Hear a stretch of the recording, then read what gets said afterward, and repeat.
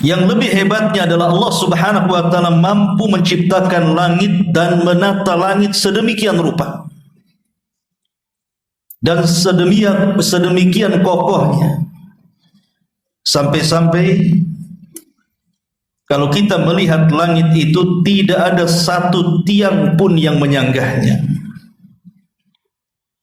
Ma'asyiral muslimin yang dimuliakan Allah Subhanahu wa taala, ada keajaiban langit yang luar biasa. Pertama, dulu langit dan bumi itu menyatu, tapi sekarang berpisah. Langit di mana, bumi di mana. Allah Subhanahu wa taala berfirman dalam surah Al-Anbiya ayat 30. Awalam yara alladhina kafaru anna as-samawati wal arda kanata ratqan fafataqnahuma. Tidakkah orang-orang kafir itu melihat bahwa dahulu langit dan bumi itu bersatu, melekat, kemudian kami pisahkan keduanya. Dalam teori modern kita lihat, mungkin antum yang pernah belajar fisika, ada namanya teori Big Bang. Itu menurut pakar-pakar kekinian, bahwa dahulu ada ledakan hebat, yang ledakan inilah kemudian memisahkan antara langit dan bumi.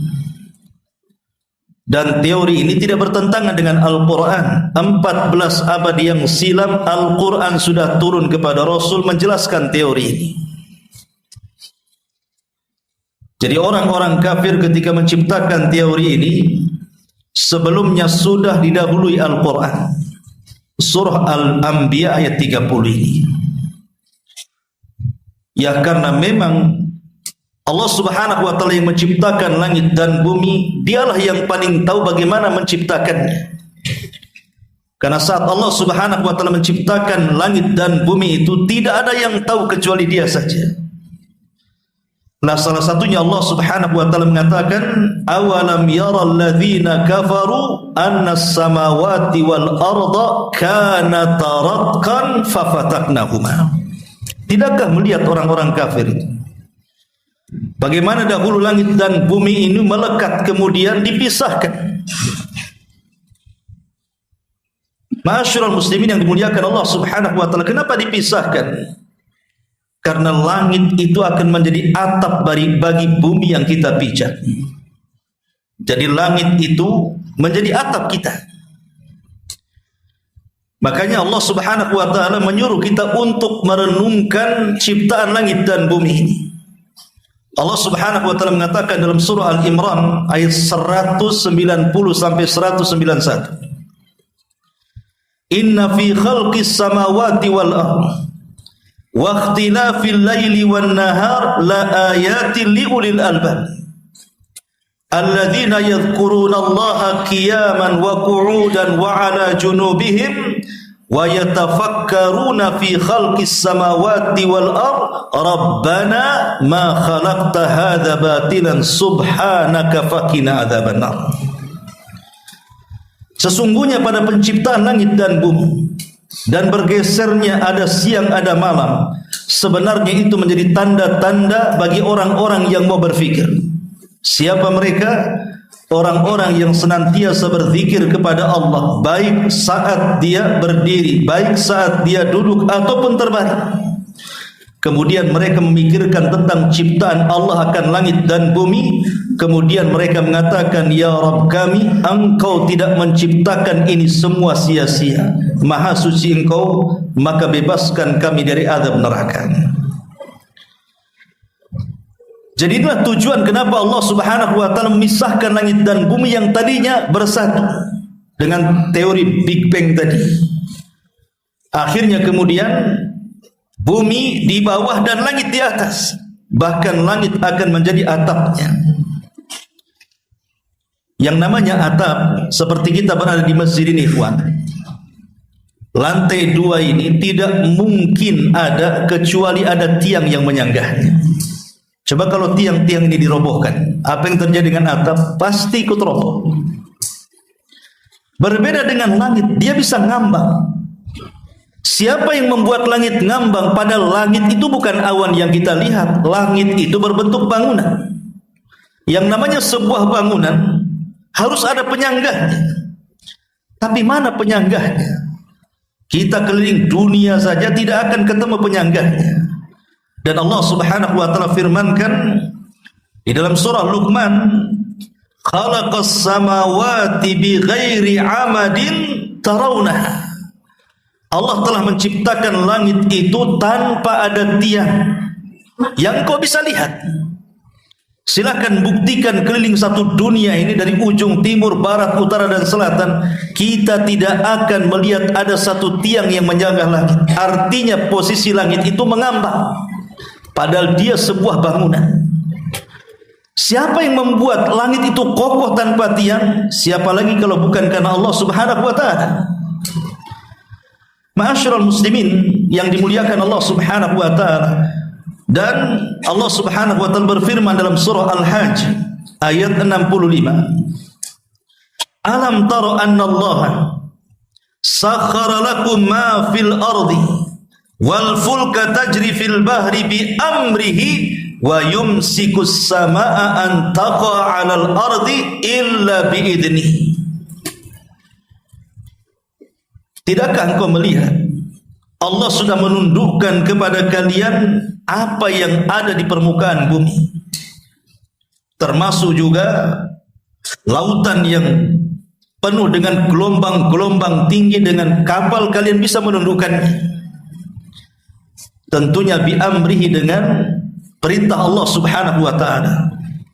Termasuk kata Allah, wa yumsikus sama, Allah menahan langit antaqa 'alal ardi, untuk jatuh ke bumi, illa biizni, kecuali dengan izin Allah Subhanahu wa taala. Kapan? Saat kiamat dibangkitkan. Kalau sudah kiamat dibangkitkan, maka Allah Subhanahu wa taala akan membuat infitar. Kemudian setelah itu insyiqaq. Makanya ada surah Al-Infitar, ada surah Al-Insyiqaq namanya. Infitar itu maksudnya belah, tapi belum semuanya, retak. Kemudian insyiqaq, baru belahannya lebih besar. Disitulah malaikat semua turun dari langit, barulah kemudian langit menimpa bumi dan digulung oleh Allah Subhanahu wa taala. Ma'asyiral muslimin yang dimuliakan Allah Subhanahu wa taala, itulah di antara kenapa Allah Subhanahu wa taala dalam ayat ini menjelaskan tentang kuasanya. Bagaimana Allah Subhanahu wa taala berfirman, alladzi khalaqa sab'a samawatin tibaqa. Dia juga yang menciptakan 7 langit yang berlapis-lapis. Jadi langit itu 7 lapis. Ada langit pertama, kedua, ketiga sampai ke-7. Ma tara fi khalqir rahmani min tafawut. Kamu tidak akan melihat pada ciptaan Allah yang Maha Pengasih ini ketidakseimbangan. Subhanallah, langit dibuat dengan seimbang. Di langit ini kan penuh dengan galaksi, ya, penuh dengan planet-planet, galaksi-galaksi dan yang semacamnya. Entah berapa jumlahnya. Makanya ketika Nabi SAW bercerita tentang telaga kelak pada hari kiamat yang akan didatangi kaum muslimin dan minum dari telaganya, Rasul menceritakan tentang jumlah gelas di telaga itu. Apa kata Rasul? Adaduha ka'adadin nujumi fis sama. Di mana gelas-gelas dalam telaga itu sejumlah bintang yang ada di langit. Siapa yang bisa menghitung bintang di langit? Tidak ada yang bisa menghitung bintang di langit. Tapi kenapa bintang yang begitu banyak, bahkan ada bintang itu yang besarnya melebihi bumi mungkin ratusan bahkan ribuan kali lipat. Tidak ada yang bertabrakan satu dengan yang lainnya. Siapa yang mengatur ini semua kalau bukan karena Allah Subhanahu wa taala? Ketika para ulama tafsir memberikan catatan pada ayat kursi, bahwa Allah Subhanahu wa taala itu la ta'khudhuhu sinatun wala naum. Allah tidak akan tersentuh dengan kantuk apalagi tidur. Ada kisah Israiliyat yang masyhur yang dicatat oleh ahli tafsir. Walaupun kisah Israiliyat tentu tidak bisa kita jadikan pegangan karena kita sudah punya Al-Quran dan Sunnah. Tetapi Nabi SAW mengatakan, hadithu an Bani Israel wala haraj. Tidak mengapa ceritakan tentang Bani Israel, tentang kisah-kisah Israiliyat selama tidak bertentangan dengan Al-Quran dan Sunnah. Jadi Nabi Musa SAW pernah bertanya kepada malaikat Jibril, apakah Allah Subhanahu wa ta'ala itu mengantuk? Apakah Allah itu bisa tidur?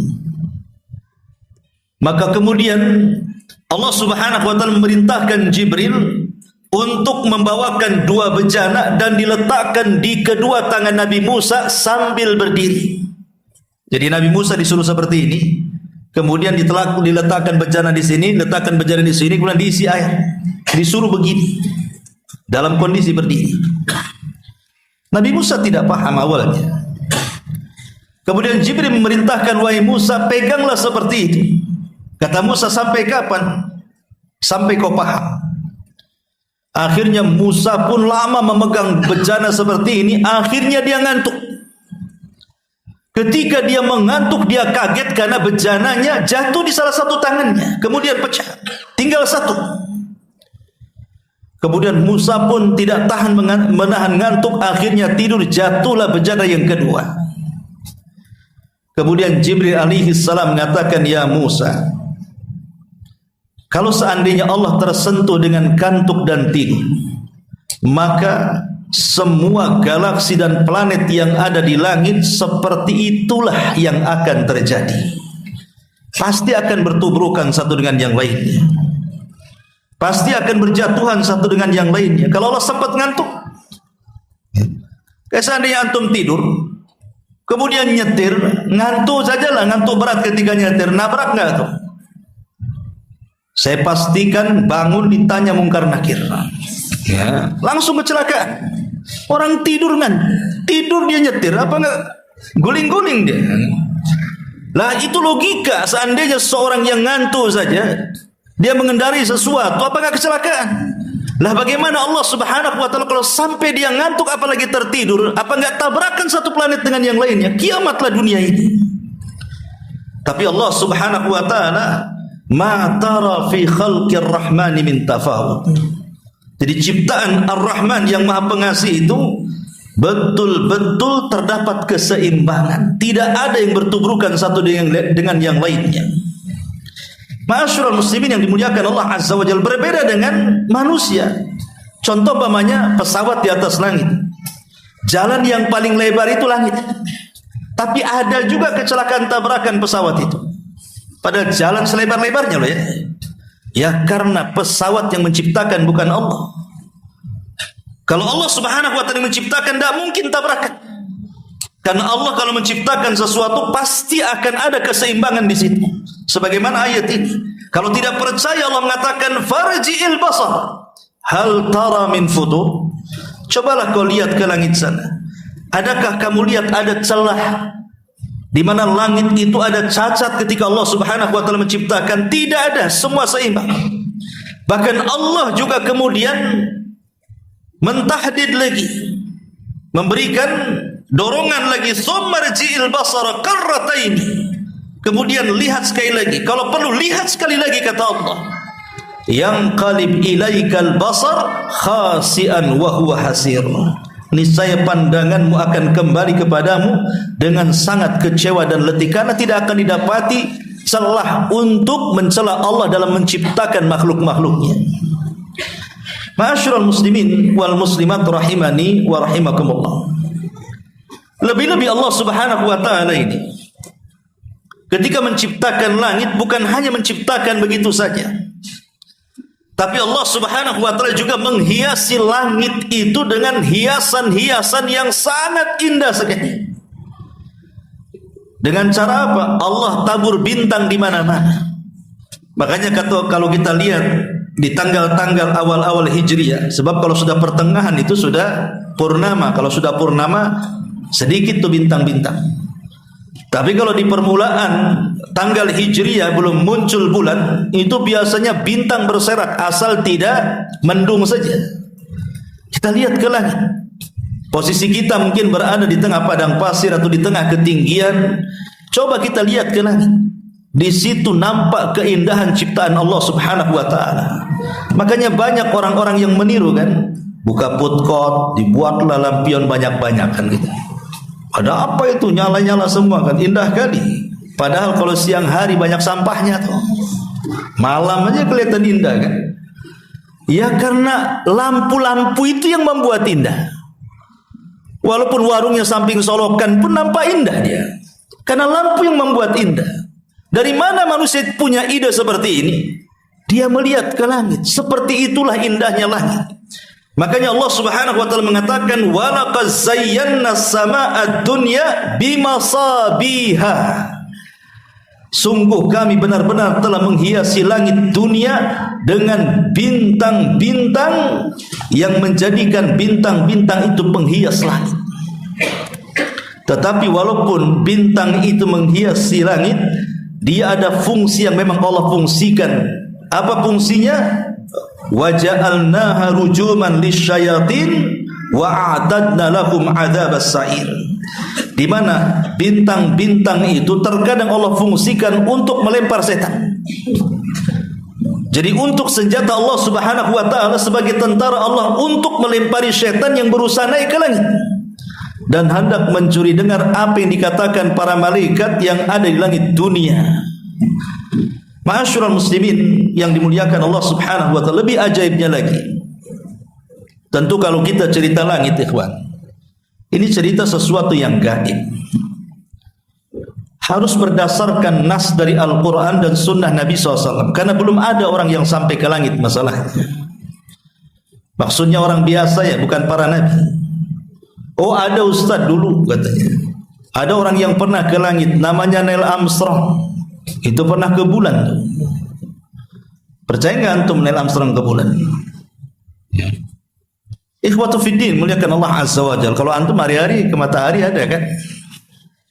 Ada matahari sambil belanja untuk matahari. Bulan ini ikhwan, posisinya di mana? Apakah bulan itu posisinya di atas langit? Ataukah bulan itu posisinya di bawah langit?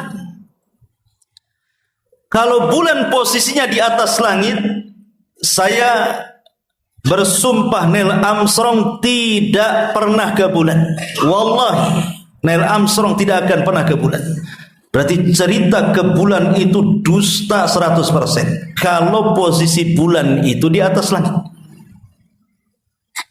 Tapi kalau seandainya posisi bulan itu di bawah langit, mungkin Neil Armstrong sampai ke bulan. Kenapa demikian? Karena seandainya bulan itu di atas langit, lah langit itu berbentuk bangunan. Tidak bisa ditembus siapapun kecuali lewat pintu. Makanya Allah Subhanahu wa taala mengatakan wa futihatis sama fakanat abwaba. Langit itu punya pintu. Jadi kalau Neil Armstrong mau ke bulan, dia harus lewat pintunya. Dan pintu langit itu ada penjaganya. Sebagaimana ketika Jibril membawa Rasulullah dalam peristiwa Isra Mi'raj, Jibril tidak langsung naik, tapi dia izin dan mengatakan kepada malaikat penjaga pintu langit, Assalamualaikum. Kata penjaga pintu langit, Waalaikumsalam, man, siapa kamu? Kata Jibril, saya Jibril. Kemudian kata penjaga langit, waman ma'aka, siapa yang bersamamu? Kata Jibril, Muhammad. Kata penjaga pintu langit mengatakan, awaqad uhiya ilaihi, sudahkah diperintahkan dia langit? Kata Jibril, sudah. Maka dibukalah pintu langit. Kira-kira Neil Armstrong izin enggak tuh? Assalamualaikum. Waalaikumsalam. Siapa? Neil Armstrong. Sudah izin masuk ke langit. Ah, tak tahu aku katanya. Mustahil. Neil Armstrong tidak akan diizinkan naik ke langit. Kenapa? Karena Neil Armstrong orang kafir. Dan orang kafir selamanya tidak akan mampu naik ke langit. Mana ayatnya? Allah mengatakan dalam Al-Quran, la tufattahu lahum abwabus sama wa la yadkhulunal jannah hatta yalijal jamalu fis samil khiyat. Tidak mungkin orang-orang kafir itu dibukakan pintu langit selamanya kepada mereka, dan mereka akan dimasukkan ke dalam neraka sampai ada cerita unta masuk ke liang jarum. Jadi mustahil Neil Armstrong bisa naik ke bulan kalau bulan posisinya di atas langit, karena dia orang kafir. Tetapi kalau bulan itu di bawah langit, ya mungkin karena bebas, tidak ada pintu-pintu yang harus dilewati. Tetapi pertanyaannya, berapa persen kira-kira kepercayaan kita Neil Armstrong sampai ke bulan itu? Berapa persen? Karena ada sebagian para ulama seperti Al-Imam Asy-Syinkiti dalam kitab tafsirnya Adwa'il Bayan meragukan.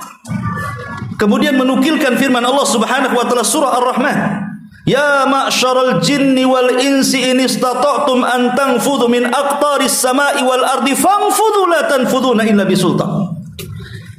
Wahai kalangan jin, ya ma'syaral jin, wahai kalangan manusia, kalau kalian hendak menembus ke langit, tembuslah kalian kalau bisa, kecuali dengan kuasa Allah.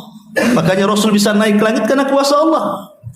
Kalau tidak diberikan kekuasaan oleh Allah Subhanahu wa taala, tidak mungkin orang sampai ke sana.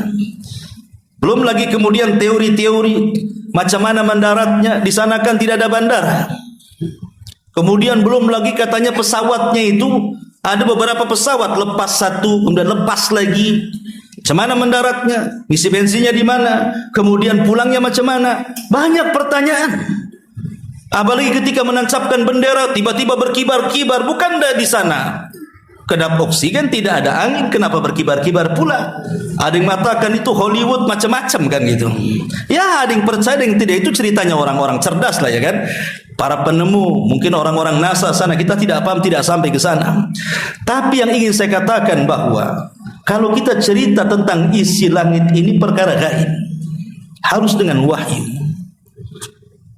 Seperti mamanya Nabi sallallahu alaihi wasallam dalam peristiwa Isra Mi'raj, bagaimana beliau menyingkap isi daripada langit. Ya, kita yakin karena Rasul yang mengatakannya. Dan Nabi sallallahu alaihi wasallam tidak mungkin mengucapkan dengan hawa nafsunya, pasti yang diucapkan wahyu yang diwahyukan kepadanya kan. Dan dia melihat dengan kedua matanya dan bersabda atas wahyu yang diwahyukan kepadanya, sehingga apapun yang diceritakan Rasul, apakah masuk di akal atau tidak masuk di akal, maka kita wajib mengatakan sami'na wa ata'na. Seperti mamanya Nabi menceritakan di langit pertama itu ada namanya Baitul Uzza. Apa Baitul Uzza itu? Baitul Uzza itu tempat penyimpanan Al-Quran.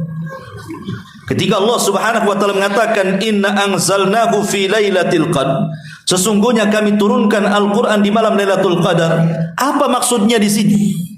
Ada yang mengatakan maksudnya ketika Allah turunkan lewat malaikat Jibril Al-Qur'an yang di Lauhil Mahfuz itu diletakkan di Baitul Uzza di langit pertama. Kapan? Pada malam Lailatul Qadar. Baru setelah itu Al-Quran turun angsur per angsur, ayat per ayat ke bumi kepada Nabi sallallahu alaihi wasallam, dan itu terjadi di bulan Ramadan. Dan ayat yang pertama adalah surah Al-Alaq, Iqra bismi rabbikal ladzi khalaq. Jadi sana ada Baitul Uzza. Ya, kita yakinkan Nabi sallallahu alaihi wasallam yang menceritakannya. Kemudian dalam peristiwa itu Nabi sallallahu alaihi wasallam berjumpa dengan siapa? Dengan Nabi Allah Adam alaihi salatu wassalam. Kemudian Jibril mengatakan salim ala Adam, ucapkan salam kepada Adam. Maka Rasul mengatakan assalamu alaikum ya Adam. Maka Adam mengatakan wa alaikum salam wa rahmatullahi wa barakatuh. Marhaban bi abdin salihin wa abdin salih. Selamat datang wahai hamba Allah yang saleh dan anakku yang saleh. Nabi SAW berjumpa dengan Adam, dan Adam tinggal di langit pertama. Kemudian naik lagi ke langit kedua. Berapa jarak langit pertama kedua? Dalam riwayat disebutkan dari Abdullah atau dari Abbas ibn Abdul Muttalib radhiyallahu anhu. Dia bercerita, "Kunna julusan ma'a Rasulillah sallallahu alaihi wasallam bil Batha. Famarrat sahabatan faqala Rasulullah sallallahu alaihi wasallam atadruna ma hadha? Qala qulna as-sahab. Qala wal muznu. Qulna wal muznu. Qala wal anan. Qala fasakatna." Diriwayatkan dari Abbas ibn Abdul Muttalib radhiyallahu an, beliau berkata, satu ketika kami sedang duduk bersama Nabi sallallahu alaihi wasallam di Batha, maka lewatlah segumpal awan di langit. Kata Rasul, tahukah apa yang menggumpal di langit itu? Maka sahabat mengatakan, itu awan, wahai Rasul. Itu awan. Ya. Kemudian beliau berkata, awan disebut juga al-muzan dan anan. Kemudian Nabi SAW mengatakan, hal tadruna kam bainas sama'i wal ardi? Tahukah kalian jarak langit dan bumi itu? Qala, maka Rasul mengatakan, perawi mengatakan, qulna Allah wa rasuluhu a'lam. Kata perawi, para sahabat mengatakan, Allah dan Rasulnya yang tahu. Maka Rasul mengatakan, bainahuma masiratu 500 sanatin min kulli sama'in ila sama'in masirata 500 sanatin. Kata Nabi SAW, jarak langit dan bumi seperti jarak perjalanan 500 tahun. Jarak antara satu langit ke langit berikutnya juga sama, sejarak 500 tahun. Dan riwayat ini walaupun dilemahkan para ulama, ada asar dari kalangan sahabat seperti Abdullah bin Mas'ud radhiyallahu anhu juga mengatakan seperti itu. Tapi yang jelas bahwa bagaimana jarak yang begitu jauhnya. Dari bumi saja 500 tahun perjalanan ke langit pertama. Dari langit pertama perjalanan juga sama 500 tahun perjalanan, dan begitu seterusnya sampai ke langit sana, ke langit ketujuh. Ini luar biasa ikhwatu fillah, bagaimana Allah Subhanahu wa taala menciptakan langit berlapis-lapis dengan jarak yang segitu jauh. Siapa yang bisa menembusnya? Tidak ada yang bisa menembusnya kecuali atas kuasa Allah Subhanahu wa taala. Ma'asyiral muslimin yang dimuliakan Allah Subhanahu wa taala. Disebutkan bahwa di dalam langit itu banyak rahasia. Dan rahasia yang paling besar adalah keberadaan Allah Subhanahu wa taala di atas langit. Ini rahasia yang paling besar. Dahulu di zaman Nabi SAW ada Bani Tamim datang menemui Rasul dan ingin masuk Islam, tapi minta imbalan. Akhirnya Rasul menolaknya. Masuk Islam kok minta imbalan? Itu mana ceritanya? Akhirnya kemudian datang lagi kelompok dari Yaman, kabilah dari Yaman. Mereka ingin masuk Islam tanpa imbalan, karena memang betul-betul ingin mendapatkan hidayah Islam. Dan mereka mengatakan, ya Rasulullah, betul-betul kami ingin mendalami Islam, tapi ada satu pertanyaan yang mengganjal bagi kami, wahai Rasul. Kemudian mereka mengatakan, ya Rasulullah, aina kana Rabbuna Azza wa Jal qabla an yakhluqa khalqa? Rasul, di mana sebenarnya Allah itu sebelum menciptakan makhluknya? Sebelum ada arsy, sebelum ada kursi, sebelum ada Baitul Ma'mur, sebelum ada langit, sebelum ada apa-apa, sebelum ada bumi, di mana Allah Subhanahu wa taala? Akhirnya kemudian Nabi SAW mengatakan, kana fi ama'in ma tahtahu hawa wa ma fawqahu hawa summa khalaqa arsyahu 'alal ma'. Maka Rasulullah SAW mengatakan, Allah itu ada di ama. Apa sih ama itu? Ama itu artinya gelap. Makanya orang buta itu disebut apa? A'ma. Dalam bahasa Arab orang buta disebut a'ma. Coba antum pejamkan mata, kira-kira apa yang ada dalam pikiran antum? Melihat apa? Namanya orang memejamkan mata yang seolah-olah nggak ada apa-apa kan? Gelap semuanya. Itulah makna ama. Kemudian kata Nabi SAW, di bawahnya tidak ada udara, di atasnya pun tidak ada udara. Kemudian Allah menciptakan arasy-Nya di atas airnya. Disinilah terjadi perselisihan para ulama tentang apa makna ama di sini. Makanya Al-Qadiyat rahimahullahu taala dia mengatakan, al-muradu bil ama ma la taqbaluhu al-awhamu wa la tudrikuhu al-uqulu wal afhamu, abbar an adamil makani bima la yudrak wa la yutawahham wa an adami ma yahwihi wa yuhitu bihil hawa fa innahu yutlaq wa yuradu bihil khala alladhi huwa ibaratun an adamil jismi liyakuna aqrab ilal fahmi sami. Kata Qadhi Iyad, dia mengatakan yang dimaksud ama di sini adalah sesuatu yang tidak bisa diterima oleh imajinasi, bayangan, hayalan, ya, dan tidak bisa digapai oleh akal secerdas apapun. Nabi menunjukkan ketidakadaan tempat dengan sesuatu yang tidak bisa dimengerti dan tidak bisa diimajinasikan atau dihayalkan, dan juga menunjukkan ketidak ada sesuatu yang memuatnya atau udara yang melingkupinya. Istilah ini secara mutlak dimaksudkan pada satu kekosongan murni, khala, yang merupakan istilah bagi ketiadaan materi. Hal ini agar lebih mudah dimengerti oleh para pendengar. Intinya tidak ada siapapun, tidak ada makhluk apapun kecuali Allah saja. Adapun Allah di mana, wallahu a'lam. Rasulullah mengatakan fil ama. Ada yang mengatakan makna ama itu maksudnya tidak ada yang mendahului Allah dan tidak ada yang siapapun yang menandingi Allah saat itu.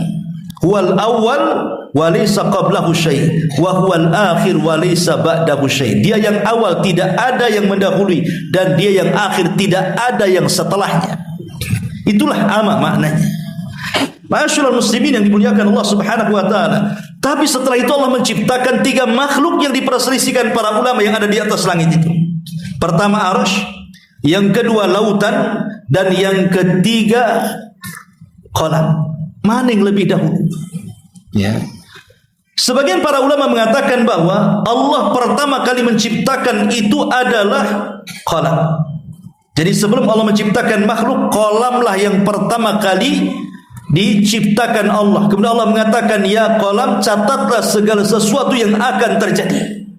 Maka qalam pun mencatat semuanya yang Allah diktekan kepadanya sampai tintanya habis, sementara ilmu Allah belum tercatat semuanya. Kemudian diletakkan di Lauhil Mahfuz catatannya.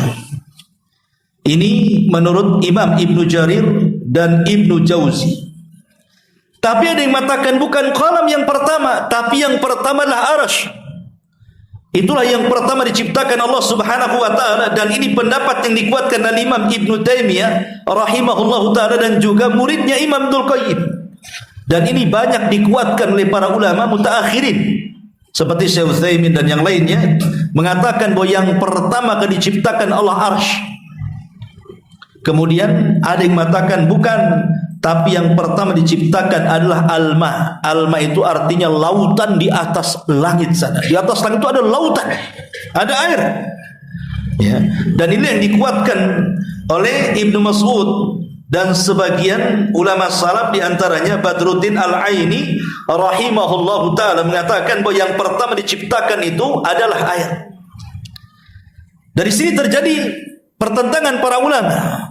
Tetapi bagi kita, apakah yang pertama qalam, apakah yang pertama itu kursi, apakah yang pertama itu lautan atau air, itu Allah yang lebih tahu tentang itu. Tapi sekali lagi, ulama mutaakhirin dan juga ulama mutaqaddimin, sebagian mereka berpendapat bahwa yang pertama diciptakan itu adalah arsy, baru kemudian lautan, baru kemudian qalam. Dan Allah Subhanahu wa taala di atas arsy-Nya. Baru setelah itu Allah Subhanahu wa taala ciptakan makhluk-makhluk yang lain. Allah ciptakan kursi, Allah ciptakan Baitul Ma'mur, termasuk Allah Subhanahu wa taala menciptakan langit selama 6 hari beserta bumi. Allah mengatakan fi sittati ayyam. Jadi Allah Subhanahu wa taala ketika menciptakan langit dan bumi itu fi sittati ayyam. Sebagaimana Allah mengatakan dalam surah Al-A'raf ayat 54, Inna rabbakumullahu alladhi khalaqas samawati wal ard fi sittati ayyam summa stawa 'alal arsy. Sungguh Rabbmu telah menciptakan langit dan bumi ini selama 6 masa, 6 hari. Maksudnya dimulai dari hari apa? Dimulainya hari Ahad. Ahad, Senin, Selasa, Rabu, Kamis, Jumat. Selesailah penciptaan langit dan bumi itu. Orang-orang Yahudi ketika mereka, karena bagaimanapun kabar tentang Allah menciptakan langit dan bumi itu juga Ada pada Taurat, ada pada Injil, ada pada Quran. Karena ini kitab-kitab langit kan. Cuman orang-orang Yahudi mengatakan bahwa saat Allah Subhanahu wa taala sudah selesai menciptakan langit dan bumi, dimulai hari Ahad, kemudian diakhiri hari Jumat, hari Sabtu Allah cuti. Capean katanya. Jadi orang Yahudi menganggap hari Sabtu itu hari cutinya Allah. Makanya mereka menjadikan hari Sabtu itu hari sakral. Makanya di Quran ada cerita tentang kisah Ashabus Sabti. Kisah orang-orang Yahudi yang melanggar di hari Sabtu. Gara-gara mereka mencari ikan. Ya, karena Sabtu bagi mereka itu hari sakral. Itu hari istirahatnya Allah. Maka Allah Subhanahu wa taala bantah, ma massahu min lughub. Allah tidak mungkin disentuh dengan kelelahan. Laisa kamitslihi syai'un wa huwas samiul basir. Allah tidak sama dengan makhluknya. Kalau makhluk iyalah habis kerja capek. Tapi Allah Subhanahu wa taala tidak tersentuh dengan kelelahan. Ma massana min lughub, kata Allah. Kami tidak pernah disentuh dengan kelelahan. Macam mana orang-orang Yahudi mengatakan seperti itu? Ma'asyiral muslimin yang dimuliakan Allah Azza wa Jalla, lain pula dengan Nasrani. Nasrani justru menganggap hari sakral mereka hari Ahad, karena itu hari awal penciptaan. Padahal kedua agama ini sudah Allah pilihkan hari Jumat, tapi kedua agama ini menolak. Ketika Allah anugerahkan hari Jumat kepada kaum muslimin, maka umat Islam menerimanya dengan tangan terbuka. Makanya Jumat hari sakral kita kaum muslimin, Sabtu hari sakralnya orang-orang Yahudi, dan Ahad hari sakralnya orang-orang Nasrani. Ya. Ma'asyiral muslimin yang dimuliakan Allah Subhanahu wa taala. Lah langit sendiri ikhwatu fiddin, itu tempat para malaikat. Jadi langit sendiri adalah tempat para malaikat. Malaikat itu semua ada di langit. Adapun dia ke bumi itu sebagai tugas saja. Makanya Nabi SAW ketika peristiwa Isra Mi'raj itu mengatakan attatis sama wa kana attatis sama, dan langit itu pernah bergemuruh dan bergoncang. Wa huqqalaha antaid, dan sudah berhak langit untuk itu karena takut kepada Allah Subhanahu wa taala. Kemudian Rasul mengatakan di langit itu tidak ada jarak 4 jari kecuali ada malaikat yang sujud sampai kiamat, ruku sampai kiamat, berdiri sampai kiamat, bertasbih sampai kiamat. Bayangkan kalau setiap 4 jari ada malaikat, sementara langit itu seluas-luasnya. Bahkan Nabi SAW mengatakan kalau langit itu dibandingkan dengan bumi, Anda ambil cincin, letakkan di padang pasir. Maka cincin itu buminya, padang pasir itu langitnya. Sementara Rasul mengatakan setiap 4 jari ada para malaikat. Siapa yang bisa menghitung para malaikat jumlahnya, kawan? Makanya Allah mengatakan wa ma ya'lamu junuda rabbika illahu. Tidak ada yang tahu jumlah para malaikat kecuali Allah Subhanahu wa taala. Lah para malaikat itu semua tinggal di langit. Makanya wajar di langit itu tidak ada maksiat. Di langit itu tidak ada maksiat. Di langit itu tidak ada orang yang judol, tidak ada. Malaikat judi online gitu. Di langit tidak ada orang mabuk, tidak ada. Narkoba, trek-trekan, semalaikat trek-trekan. Nggak ada di langit itu. Wa yaf'aluna ma yu'marun. Semua yang dilakukan malaikat itu atas dasar perintah Allah. Karena mereka tidak diberikan hawa nafsu. Kemaksiatan di langit itu terjadi hanya 2 kali saja. Jadi di langit itu pernah ada maksiat, tapi cuma 2 kali. Pertama maksiatnya siapa? Iblis. Dia tidak mau sujud kepada Adam. Di mana? Di langit. Yang kedua maksiat Adam sendiri. Ketika disuruh oleh Allah Subhanahu wa taala wala taqraba hadhihi syajarah, jangan kau dekat-dekat pohon kayu ini wahai Adam, didekati pula, dipegang, temakan pula. Ada kisah Israiliyat, Adam baru sadar setelah buah larangan itu ada di tenggorokannya, kesedak dia, mau dimuntahkan tak bisa, maka jadilah benjol di sini. Antum ada laki-laki benjolan di sini? Nah, tapi Hawa berhasil masuk ke perut dia. Makanya perempuan nggak ada benjolan kayak laki-laki gini. Ini kisah Israiliyat ya. Ya, tapi ada benarnya juga kan gitu. Laki-laki memang ada benjolannya di sini kan. Perempuan nggak ada karena berhasil masuk ke perut. Tapi dengan sebab itulah akhirnya menjadikan wanita itu mengeluarkan darah haid gara-gara itu. Itu kisah Israiliyat. Ya. Tapi yang jelas bahwa di langit tidak ada maksiat kecuali 2 kali. Dari sini ada kaidah beda dengan di bumi kan. Kalau di bumi kan maksiat aja banyak di mana-mana. Kalau di langit tidak ada maksiat. Di bumi itu yang ibadah sedikit, yang maksiat banyak. Sehingga muncullah sebuah kaidah para ulama. Allahu yuta' illa bi'idni.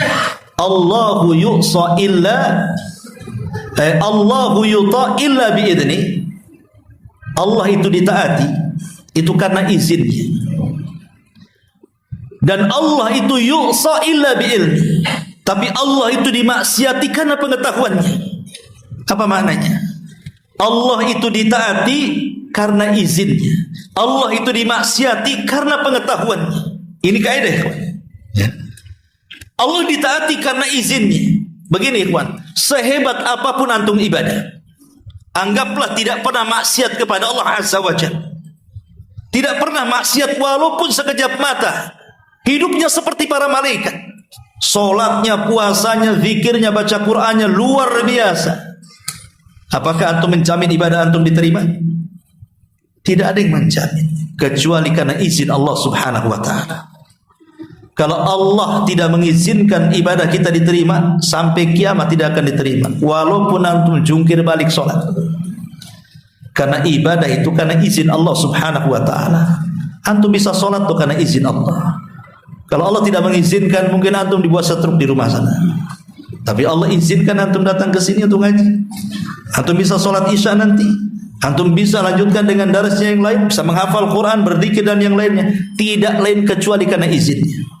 Tetapi Allah dimaksiati itu karena pengetahuannya. Allah tahu manusia akan bermaksiat, tapi Allah biarkan. Bahkan manusia itu juga tahu dia sedang bermaksiat kan, tapi dia pura-pura tak sedang bermaksiat. Ma'asyiral muslimin yang dimuliakan Allah Subhanahu wa ta'ala, kembali bahwa langit ini makhluk Allah yang luar biasa, dan dia berbentuk bangunan dan ada pintu-pintunya, dan pintu itu tidak mungkin dibuka kecuali karena izin Allah Subhanahu wa ta'ala. Di antara para nabi yang pernah dibukakan pintu langit siapa? Pertama, nabi yang awal-awal ya, Nabi Idris. Sekali lagi ada kisah Israiliyat. Sekali lagi kalau saya berkisah Israiliyat itu jadikan pelezat kisah saja. Tidak usah dijadikan pegangan, hanya melezatkan kisah saja. Idris ini terkenal di zaman itu mengajak manusia untuk kepada kebaikan, karena memang ketika itu dirusak oleh kabilah Qabil sehingga kaum di zaman itu rusak. Maka diutuslah Idris untuk membenahi. Saking semangatnya Idris berdakwah kepada manusia untuk membenahi manusia, maka Allah berikan pahala setiap hari sebanyak orang yang didakwahinya. Makin semangat dia. Kemudian dia takut kalau usianya tidak panjang. Ketika dia berjumpa dengan Jibril, maka dia bicara kepada Jibril, bisa enggak usiaku dipanjangkan? Maka Jibril mengatakan, itu bukan wewenangku. Yang berwenang mencabut nyawa atau tidak mencabut nyawa itu malaikat maut. Sebaiknya kau ngobrol dengan dia. Akhirnya oleh Idris malaikat Jibril diangkatlah Idris kemana? Ke langit. Itulah kemudian pintu langit dibuka, naik ke langit pertama, kedua, ketiga, keempat. Makanya Idris itu pernah berjumpa dengan Rasul dalam hadis Isra Mi'raj di langit keberapa? Keempat. Kan di langit pertama jumpa dengan Adam, langit kedua berjumpa dengan Isa dan Yahya, langit ketiga berjumpa dengan Yusuf, baru langit keempat berjumpa dengan Idris. Ya. Tiba-tiba ketika sampai di langit keempat, rupanya malaikat maut sudah nunggu di situ. Jibril heran, belum dipanggil kok sudah muncul di situ. Kata Jibril, wahai malakul maut, ada masalah apa kau di sini? Dia mengatakan, aku baru saja diperintah Allah untuk nyabut nyawa orang di sini. Aku pikir mana ada orang manusia di langit keempat, katanya. Rupanya Jibril baru bawa Idris ke langit keempat kan gitu. Yang satu pengen tawar-tawaran supaya jangan dicabut, yang satu pula diperintah untuk nyabut. Itulah kematian. Kalau datang kematian itu la yastakhiruna sa'ata wa la yastaqdimun. Tepat waktunya, tidak mungkin mundur, tidak mungkin maju. Kata Jibril, oh, apa Idris yang kau maksud di sini? Karena tidak ada manusia lain kan? Akhirnya dicabutlah nyawa Idris. Makanya dia satu-satunya nabi yang meninggal di langit keempat. Idris alaihi salam. Di sini ada kaidah la yamnaul, ada kaidah apa namanya? Tidak bisa mencegah takdir. Al-hadaru la yamna'ul qadar. Al-hadaru la yamna'ul qadar. Lari dari kematian tidak bisa mencegah takdir kematian. Ini Idris mau lari dari kematian kan? Mau tawar-tawaran tuh kalau bisa hidupnya agak lama. Tapi takdir kematian datang kepada malaikat maut. Itu namanya orang lari dari kematian tidak bisa mencegah orang takdir kematian. Kayak kemarin lah di masa corona. Banyak orang yang tidak mati corona, mati dia ketabrak di jalan. Kenapa dia mati? Ketabrak, saya kira corona katanya. Ya karena seperti itu. Kemudian kisah yang kedua, kisah siapa? Isa bin Maryam. Isa bin Maryam ini dikepung oleh tentara Romawi. Setelah kematian Zakaria dan sebelumnya setelah kematian Yahya yang dipenggal lehernya. Kemudian leher kepalanya dijadikan mahar wanita pelacur. Ketika dikepung oleh tentara Yahudi itu, Romawi, Isa sudah tahu karena Jibril beritahu. Lah ketika itu orang-orang Hawariyun yang tidak seberapa jumlahnya, orang-orang pilihan murid-murid Isa, kemudian berkumpul di markas itu dan Isa mengatakan sebentar lagi saya akan ditangkap dan akan dibunuh dan akan disalib. Siapa di antara kalian yang mau menggantikan aku, kuusap wajahnya sehingga mukanya persis denganku. Tapi resikonya dia akan ditangkap, dia akan dibunuh dan disalib. Tapi sebagai hadiahnya dia akan menjadi temanku di sorga. Nggak ada yang mau lah. Ditangkap, dibunuh, siapa yang mau? Rupanya ada yang paling muda di antara mereka. Syekh Shalih Fauzan hafizahullah ta'ala yang mengatakan bahwa inilah kerancuan pemahaman orang Nasrani. Mereka menganggap bahwa yang diserupakan itu yang berkhianat kepada Isa. Boleh mengatakan tidak. Tidak ada yang berkhianat di sini. Yang diserupakan dengan Isa itu muridnya sendiri. Kata Syekh Shalih Fauzan hafizahullah ta'ala. Muridnya sendiri yang diserupakan. Kemudian setelah itu Isa pun berwasiat kepada mereka agar berpencar setelah dia diangkat. Dakwahkan dakwah Injil kepada manusia. Makanya dari murid-murid itu akhirnya macam-macam versi Injil itu jadinya. Ya, ada 40 lebih Injil yang disepakati, cuma 4 saja. Yang 2 itu ditulis oleh muridnya Isa gitu ya. Yang 2 ditulis oleh murid daripada muridnya Isa. Itu yang disepakati itu. Makanya Injil itu banyak versi satu dengan yang lainnya. Tapi yang ingin saya katakan bahwa akhirnya Isa pun naik ke langit birruhi wal jasad, dengan ruh dan jasadnya, dan Allah tempatkan di langit kedua. Dan Rasul pernah berjumpa dalam peristiwa Mi'raj birruhi wal jasad, dengan ruh dan jasadnya, karena belum mati. Lain dengan Yahya sudah mati, ruhnya saja kan gitu. Tapi kalau Isa belum meninggal sampai hari ini, dan akan muncul nanti di akhir zaman dengan turun untuk pertama membunuh Dajjal, yang kedua akan mematahkan salib, membunuh babi, dan akan menegakkan keadilan berdasarkan hadis yang sahih. Tapi ketika Isa naik ke langit, dibukakan pintu langit kan. Kemudian Nabi yang ketiga Rasul kita Muhammad sallallahu alaihi wasallam dalam peristiwa Mi'raj itu sendiri, dibukakan pintu langit kepada dia kan. Sehingga di langit pertama berjumpa dengan Adam, di langit kedua berjumpa dengan Isa dan Yahya, di langit ketiga berjumpa dengan Yusuf, di langit keempat berjumpa dengan Idris, di langit kelima berjumpa dengan Harun, di langit keenam berjumpa dengan Musa, di langit ketujuh berjumpa dengan Ibrahim, sampai ke Sidratil Muntaha. Nabi kita Muhammad sallallahu alaihi wasallam itu juga yang dibukakan langit. Maksudnya dengan ruh dan jasadnya. Seperti kita ini ruh dengan jasad ini. Ya adapun para nabi yang meninggal ya jelas dibukakan pintu langit, tapi kan ruhnya saja, jasad mereka di bumi. Ma'asyiral muslimin yang dimuliakan Allah Azza wa Jalla, bukan para nabi, bahkan ruh-ruhnya orang yang beriman saat kematian akan dibukakan bagi mereka pintu langit. Sebagaimana hadis Bara bin Azib yang sudah saya sampaikan, bagaimana Allah Subhanahu wa taala menceritakan ruhnya seorang mukmin yang meninggal dunia, kemudian dimasukkan ke kain kafan dari sorga, kemudian diangkat oleh malaikat ke langit, Kemudian diketukkanlah pintu langit, maka dia pun menembus langit pertama sampai ke-7 sampai berjumpa dengan Allah. Dan Allah katakan, kembalikan ke bumi rohnya, satukan lagi dengan jasadnya, tapi catatan amalnya letakkan fil 'iliyyin.